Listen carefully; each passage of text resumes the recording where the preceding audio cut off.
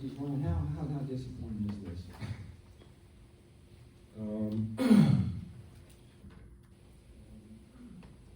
Yeah, extremely disappointed and frustrated.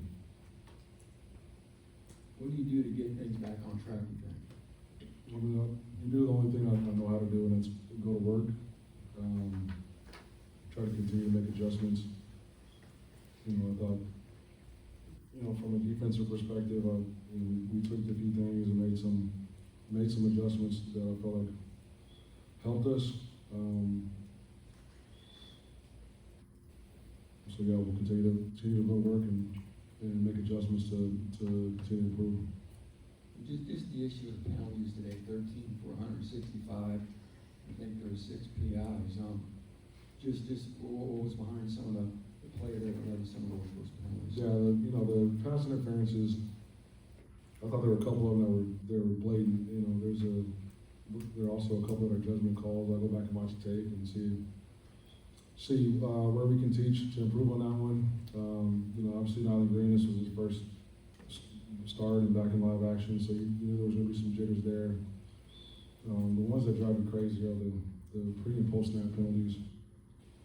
The stepping over a receiver, that's stupid, can't happen. This is a disciplined program, and that's not indicative of what we're teaching or what we harp on. That was one that extended the drive. And we needed to stop. And so I'll address that.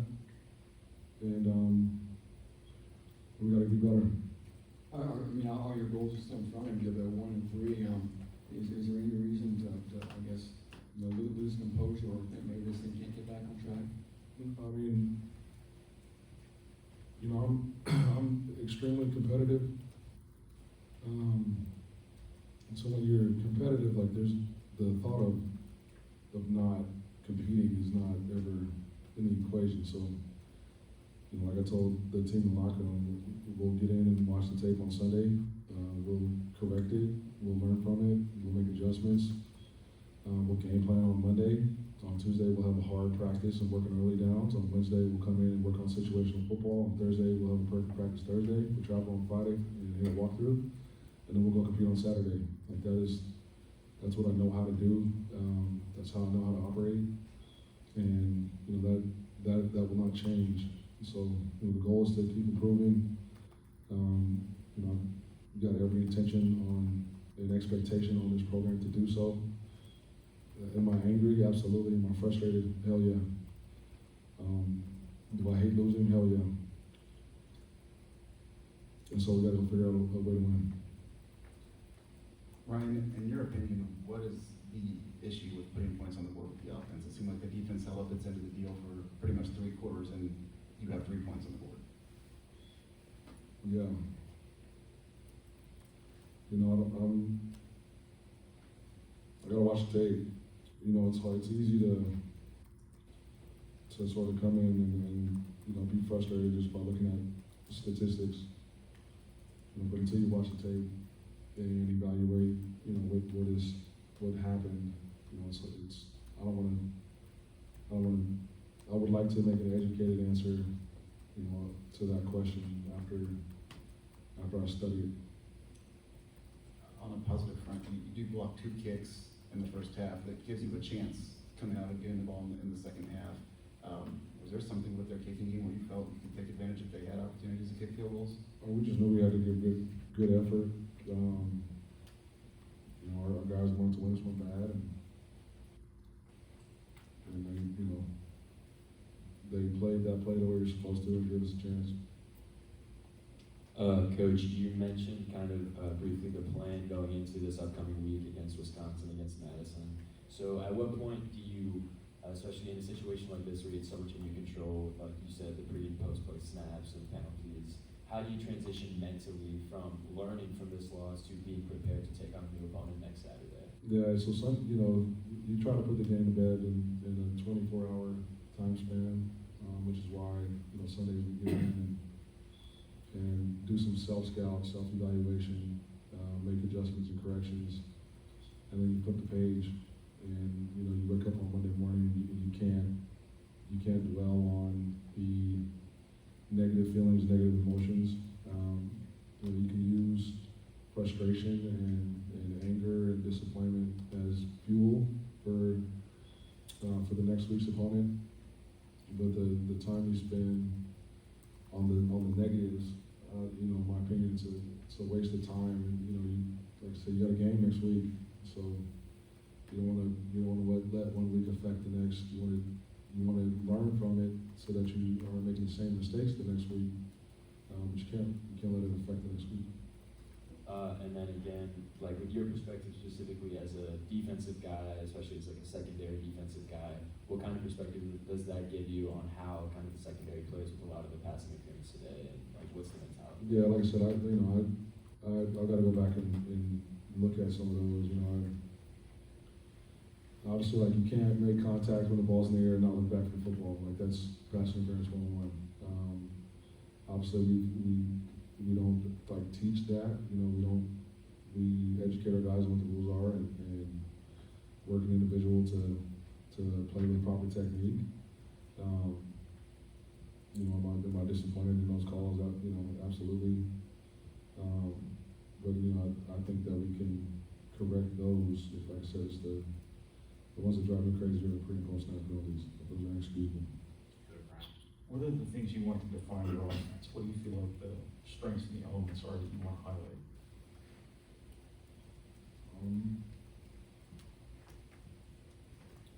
I think this team can run the football. I've got a lot of faith in Devin Mockery and Reggie Love. Like I said, I got to look at what they were doing defensively on tape. That hurt us there. Then we got to get some guys back healthy on the outside. We got to make plays when the ball's in the air. And then we got to try as a staff to put our guys in positions to get easy completions and stretch the field. So you kind of mentioned here the injuries to your receivers on the outside. This seems to be the second year in a row where you've dealt with injuries there at that position. How important has Corey Patterson been to getting those young guys ready to play each week? Huge, and those guys play hard. If you look at sort of how that room played a year ago, in terms of how they play now, like they play football the right way. We got young guys out there, obviously, but they block tremendously well on the perimeter. They compete hard. They got a lot of potential, and he's a big reason why. We'll get some guys back here soon, which I'm excited about. And I think every game those young guys will continue to improve, getting in-game experience against real good opponents. Do you see any of those guys that were out injured today making a return back for Wisconsin? I'm not sure. We'll see. Sort of Monday, Tuesday is kind of when you can tell if they'll be available or not. I know they're working their butts off to do so, and a lot of those guys are close. Coach, despite your record, despite the past few weeks, still another sellout today. Over 61,000 people in attendance. Do you have any message to the students, the Ross 8 Brigade? Just we appreciate the heck out of them. That's one of the disappointing things is when you have a atmosphere like we do, and you have a fan base like we do, you've got alumni and community support that is proud of this place. Like, we want to make them proud on game days, and the last 2 times we've been out there, we haven't. That's disappointing. We love it here. This is home, and when you let family members down, you get disappointed. And, if I'm being honest, I feel like I've let them down the last 2 weeks, the last 2 weekends.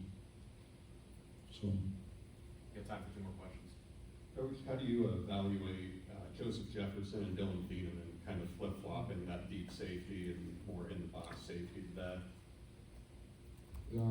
So obviously Antonio Stevens was out with the injury, and he was the more in-the-box safety. That position also sees a lot of action. DT would tell you the last sort of 3 games, he hadn't really played like himself. You know, Joe Jefferson is an aggressive guy who's got some range. He's also a younger and inexperienced guy, and so just the thought was there's a lot of moving parts as you move closer to the ball. So if you kick Joe back and move DT down, you know, DT could process what was going on in front of him at a fast rate. It would also put him involved in plays where he's supposed to make them early to kind of get him going. And so I thought, again, I got to go back and watch it, but I thought DT played well. I thought Joe made some splash plays, and he's a physical player that pulls the trigger. He made a few mistakes as well, and we'll correct those. And to be honest, you sort of expect those from a first-time starter. It is hard to play perfect in a football game, especially in the Big Ten. And with Nebraska is very creative offensively, and there's a lot of moving parts pre and post snap. But I thought, for the most part, those guys communicated well together, and they were able to make some plays. Because KJ left the field late, do you have any idea what his status is? It was a shoulder. I think I think he'll be okay. But yeah, he just banged his shoulder. All right, thanks, Coach. Well, players are shortly.